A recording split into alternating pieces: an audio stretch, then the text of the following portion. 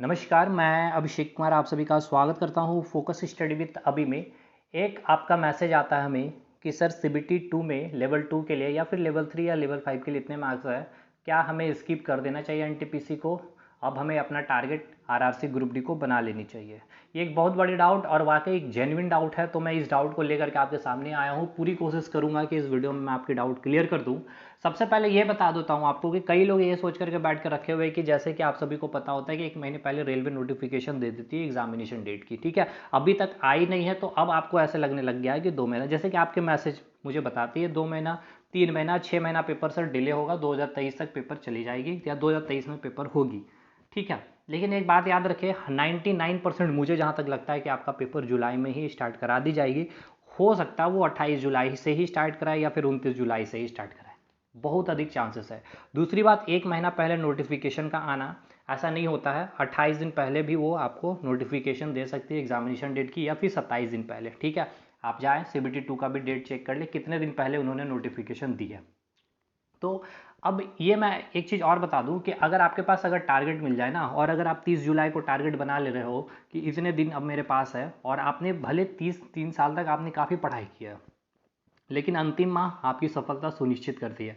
3 साल आपने जो पढ़ा, ये अंतिम माह आप उस 3 सालों से भी अधिक पढ़ाई कर लेते हो, या फिर उन 3 सालों को भी पूरा का पूरा एग्जीक्यूट या रिवाइज कर लेते हो। साथ के साथ जितनी अपडेटेड चीज़ होती है उसको भी आप खुद से अपडेट कर लेते हो। तो ये अंतिम माह ही आपकी सफलता सुनिश्चित करती है। अगर ना विश्वास हो तो आप चले जाए, पेपर को दे, आरआरसी ग्रुप डी को। अभी 1 महीने का जो गैप है आप ले दूसरे एग्जामिनेशन को फोकस करें। जहां आपके मार्क्स 75 बनने वाले थे आरआरसी ग्रुप डी में, वही मार्क्स आपके 65 में अगर नहीं रुकेंगे तो आप हमें कहिएगा। काफ़ी प्रैक्टिकली चीज़ें मैं कर रहा हूँ आपसे। दूसरी बात, ये अगर आपके पास टारगेट मिल जाए ना 30 दिन का, तो 30 दिन में सबसे पहले अपने साइंस को कैसे रिवाइज करना है, ठीक है, मैथ्स को कैसे रिवाइज करना है, और सबसे बड़ी चीज़ करंट अफेयर। तो अगली वीडियो जो मैं लेकर के आने वाला हूँ कि करंट अफेयर जो 10 क्वेश्चन आपके काफ़ी महत्वपूर्ण सेक्शन होने वाले हैं, 10 से 12 क्वेश्चन, किस प्रकार से आप उसको करंट को तैयार करेंगे और आपके कितने क्वेश्चन बन सकते हैं। सबसे बड़ी बात यह है कि आप उसमें कितने क्वेश्चन को स्किप करके ही तैयारी करें कि इतना क्वेश्चन ही हमें हमसे बनने वाला है। भाई जो आपने सीबीटी 2 में देखा है चीज़ों, मैं पूरी एनालिसिस के साथ चीज़ें कहूँगा अगली वीडियो में। खैर, अब हम आते हैं अपने डाउट के ऊपर में कि आपके मार्क्स अगर कम बन रहे, देखिए हालांकि अब तो मुझे ऐसा लगने लगा है कि आप लोगों के कितने मैसेजेस कमेंट आने लग गए हैं, तो अब तो मुझे ऐसा लग रहा है कि 65 वाले, मैं जनरल की बात कर रहा हूँ, कि उनको भी टाइपिंग के लिए बुला लिया ना जाए। अब ये सिचुएशन ऐसी लग रही है लेवल 2 वगैरह में। लेकिन ये टाइपिंग के लिए बुलाए जा सकते हैं, बट ये सिलेक्शन नहीं होगा इतने कम मार्क्स में, फाइनल सिलेक्शन। हाँ, लेकिन अब आपको मौका बहुत कम मिलती है ऐसे कि आप ये इतने दूर तक आएँ और आपको टाइपिंग के लिए बुलावट आए और आप उसकी तैयारी ना करें। तो करनी क्या चाहिए, देखिए टाइपिंग इतना आसान है नहीं। टाइपिंग में मैं अभी आपको बता रहा हूँ, सच कह रहा हूँ कि जिनके मार्क्स 90 भी है ना, वो एकदम डर करके रखे हैं, ठीक है। अगर उनका कोई और लेवल में अच्छा मार्क्स नहीं है, या फिर कोई और लेवल उनका क्वालिफाई नहीं हुआ था, और अभी आपका टाइपिंग बचा हुआ, साइको बचा हुआ, भाई बहुत स्टूडेंट यहाँ पे छटते हैं। और अगर आपने कभी टाइपिंग की नहीं है तो वाकई विदाउट मतलब कि बैक स्पेस यूज़ किए हुए आपको मतलब कि 30 आपको वर्ड टाइप करने हैं, तो ये काफ़ी ईजी टास्क नहीं है भाई। बहुत लोग यहाँ से बाहर निकलेंगे। इसलिए मैं कह रहा हूँ कि जिनका टाइपिंग के लिए भी सिलेक्शन हो और जिनका टाइपिंग अच्छा है तो वो स्किप ना करे।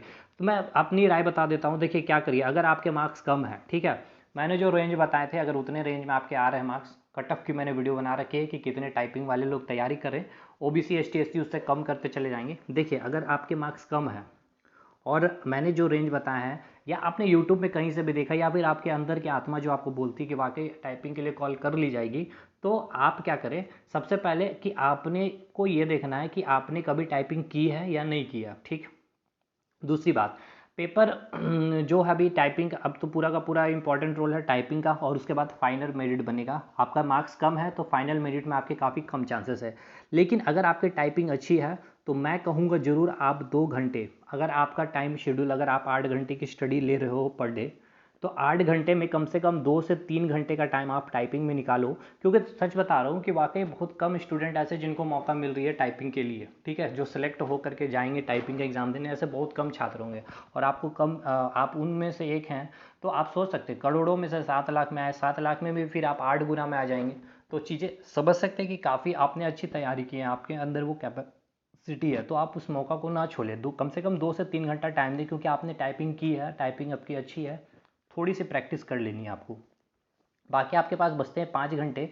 अभी इस 5 घंटे में आपको कैसे ग्रुप डी को तैयार करना। भाई आपने लेवल 2 क्वालिफाई किया है, लेवल 3 में मतलब कि 60 तो कम से कम मार्क्स लाए हैं, 60 प्लस मार्क्स लाए हैं आपने, तो ऑटोमेटिक है ग्रुप डी में आप इजीली कम से कम तो 65 प्लस ईजी आप कर सकते हो। ठीक है, अब इस 5 घंटे का यूटिलाइज करके आप 65 को इंक्रीज करें 10 मार्क्स में, कम से कम 75 में, तो ये 5 घंटे में आप कर सकते हैं मैथ रीजनिंग साइंस। ठीक है, मैथ रीजनिंग आपका किया हुआ होगा, जीके भी ऑलमोस्ट किया हुआ, करना है आपको केवल साइंस। करंट अफेयर अभी रहने दें, हम करंट अफेयर के वीडियो लेकर के आएंगे कि कैसे आपको तैयार करना है, बाकी उसके लिए आप परेशान ना रहें।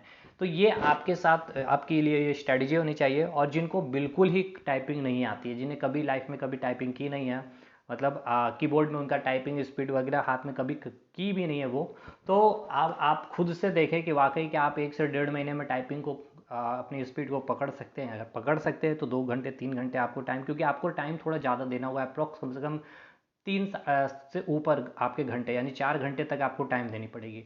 दूसरी बात, अब आप ये भी जान लें कि आरआरसी ग्रुप डी ये लास्ट मौका है, अगर एनटीपीसी आपसे छूटती है, क्योंकि आपका फाइनल मेरिट में भी आपके मार्क्स कम है तो वहाँ पर भी बनने वाले नहीं है।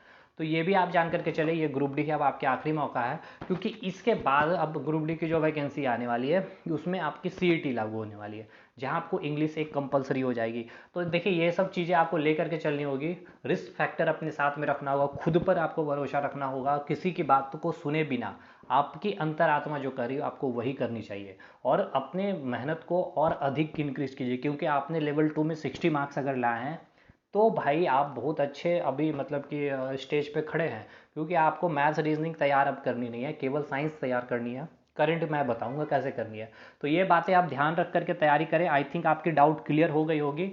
अगर वीडियो अच्छा लगा हो और आप हमें कमेंट करके बताएं कि क्या करंट अफेयर की स्ट्रैटेजी होनी चाहिए, और आप सभी को पता है कि जो स्ट्रैटेजी हमारी होती है आप में से कई स्टूडेंट फॉलो करते हैं, अपनी स्ट्रैटेजी में उसे ऐड ऑन करते हैं और अपनी कुछ स्ट्रैटेजी खुद को भी ऐड ऑन उस स्ट्रैटेजी में डालते हो, और पूरी की पूरी प्रैक्टिकल एनालिसिस कम करंट की मैं बताऊंगा एग्जैक्ट कि वाकई आपको कितने क्वेश्चन के लिए फाइट करना है, कितने क्वेश्चन के लिए आपको खुद को तैयार करना है, कितने क्वेश्चन के लिए आपको अपने सेल्फ स्टडी में टाइम देना है ये 30 दिन। ठीक है, वो ओल झोल वाली बातें नहीं कि ये वो पढ़ लो, ये वो सब पढ़ लो और चले जाओ, ना जी ना। पढ़ना क्या है, बस वो बात मैटर। देखिए एक अच्छे एजुकेटर की पहचान तो वही होती ना कि जो आपको कम टाइम में कम चीज़ें पढ़ा करके अधिक मार्क्स निकाल दे आपके लिए। ठीक है, बाकी किताबें तो रखी हुई, पूरी किताबें पढ़ सकते हैं। चलिए मिलेंगे हम अगले वीडियो में, तब तक के लिए धन्यवाद।